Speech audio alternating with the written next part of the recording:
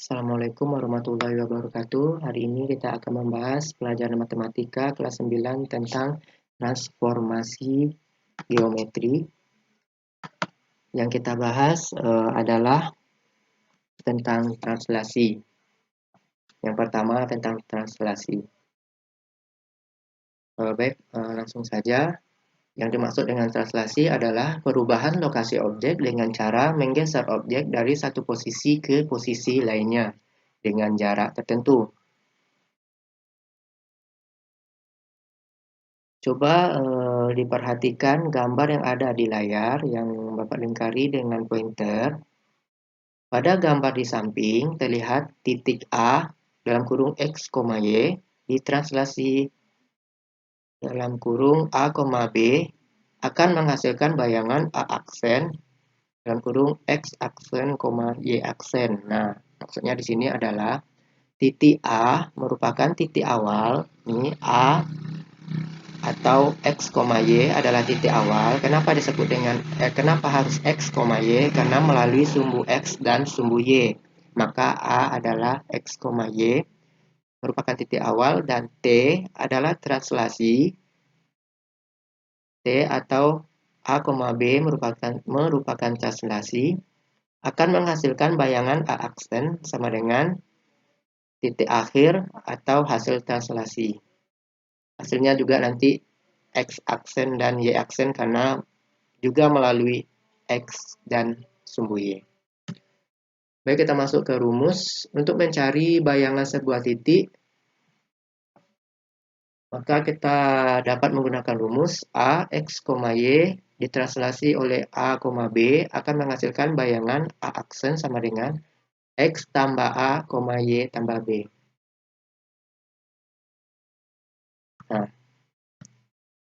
namun jika titik A, X, A, Y ditranslasi dengan T1 A, B, kemudian dilanjut dengan translasi yang kedua atau disebut dengan T2 dalam kurung C, D, maka berlaku rumus A dalam kurung X, Y ditranslasi pertama ditambah translasi kedua atau T1 tambah T2 akan menghasilkan bayangan A aksen sama dengan X tambah A tambah C, Y tambah B tambah D.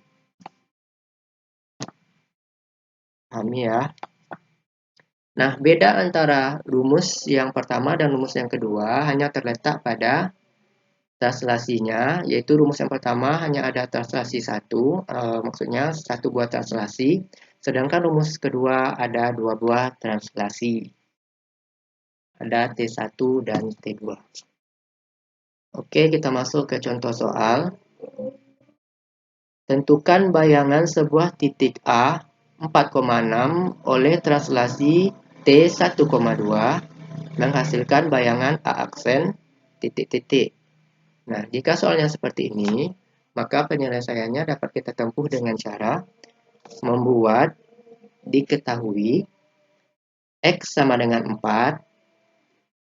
X sama dengan 4. Kenapa kita bisa menentukan X sama dengan 4?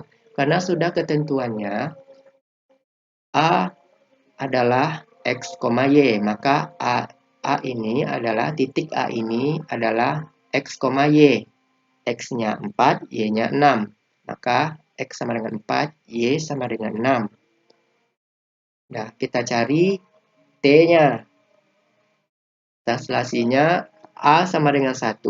Ini sudah ketentuan juga bahwasanya translasi ini yang Bapak lingkari T dalam kurung A, B. Jadi translasi dari soal kita ketahui A-nya 1 dan B-nya 2. Maka masukkan rumus A aksen sama dengan ini rumusnya A aksen sama dengan X tambah A, Y tambah B. Maka A aksen sama dengan dalam kurung X. X kita punya 4, maka 4 ditambah A. A kita punya 1, maka 4 tambah 1, Y. Y kita punya 6, maka kita tulis 6 ditambah B. B kita punya 2, maka ditulis 2. Dan hasilnya adalah A aksen sama dengan 4 ditambah 1, hasilnya 5, 6 tambah 2, hasilnya 8. Dapat ditarik kesimpulan, jadi bayangan titik A 4,6 ditranslasikan oleh T 1,2 adalah menghasilkan bayangan A aksen dalam kurung 5,8. Ya, jadi hasil akhirnya A aksen sama dengan 5,8. Kita pakai rumus yang pertama. A aksen dalam kurung X tambah A, Y tambah B. Baik, kita masuk ke contoh soal yang kedua.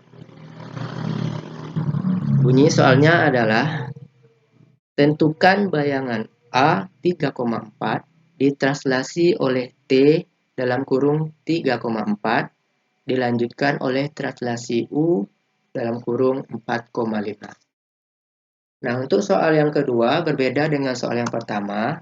Perbedaannya terletak pada soal yang pertama hanya ada satu translasi, sementara untuk soal yang kedua ada dua translasi, yaitu translasi T dan U. Jika soalnya seperti ini, penyelesaiannya dapat kita tempuh dengan cara membuat diketahui X sama dengan 3 dan Y sama dengan 4. Nah, seperti soal yang pertama tadi, untuk X dan Y sudah diketahui dari soal. Ketentuannya A adalah X, Y, maka A 3,4, X-nya adalah 3 dan Y-nya adalah 4. Kemudian kita lanjut diketahuinya, kita cari nilai A. Untuk translasi pertama atau T1, kita punya A sama dengan 3 dan B sama dengan 4. Dan ini sudah ketentuan juga. Ibarat kata sudah dari sononya. T adalah A, B, maka di soal ini A-nya adalah 3 dan B-nya adalah 4. Kemudian karena ada dua buah translasi, maka kita buat T2 atau translasi 2. C sama dengan 4, D sama dengan 5. Nah, C sama dengan 4 dan D sama dengan 5. Untuk menentukan C dan D sudah ketentuan juga bahwasanya di rumus yang kedua tadi untuk translasi 2 kita buat lambang C dan D.